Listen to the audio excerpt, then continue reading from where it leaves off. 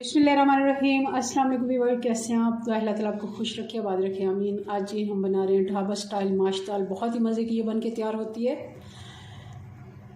चलिए इसको बनाना शुरू करते हैं। रेसिपी पसंद आए लाइक कर दीजिएगा। आधा कप पतीली में मैंने ऑयल ले लिया। अब इसमें डाल देंगे एक बड़ी इलायची और एक बड़ा टुकड़ा 1 इंच का दालचीनी का, और साथ ही इसमें डाल देंगे 1 कप प्याज। आप जितनी प्याज इसमें डालें, क्योंकि ढाबा स्टाइल जो भी खाने वो बनाते हैं तो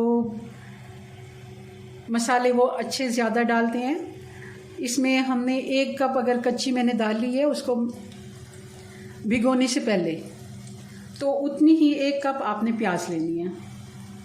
ये बल्कि इसका असूल है, जो ढाबा वाले बनाते हैं माश दाल वो प्याज ज़्यादा डालते हैं इसमें। प्याज को अच्छे से हमने भून लिया। प्याज का कलर जैसे ही चेंज होना शुरू हो, हल्का सा गोल्डन इसमें कलर आ गया। अब इसमें डाल देंगे अदरक और लहसुन 2 चम्मच।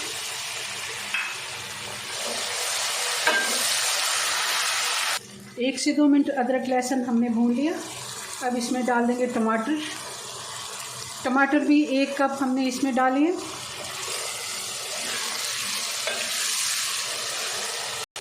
अब डाल देंगे इसमें मसाले। 1 टीस्पून हल्दी, 1 टीस्पून नमक, 1.5 टीस्पून लाल मिर्च पाउडर और 2 टीस्पून धनिया पाउडर, 1 टीस्पून जीरा पाउडर। अच्छे से मसाले को हमने भून लिया है। थोड़ा थोड़ा पानी मैंने साथ डाला है। अब इसमें डाल देंगे ये 2 से 3 टेबलस्पून दही है, अच्छे से फेंट के।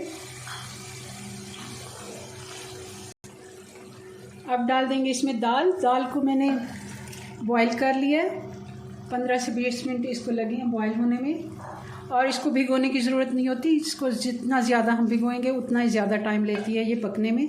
आप इसको सीधा सीधा धोकर और बॉईल होने के लिए छोड़ दें तो ये अच्छे से बॉईल हो जाती है। और साथ ही इसमें डाल देते हैं हरी मिर्चें।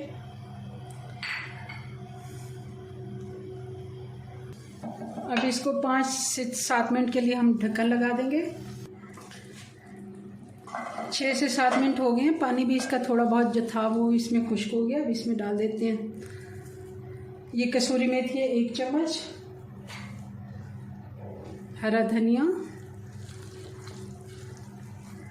और 2 से 3 हरी मिर्चें खुशबू के लिए। अब इसको करते हैं सर्व।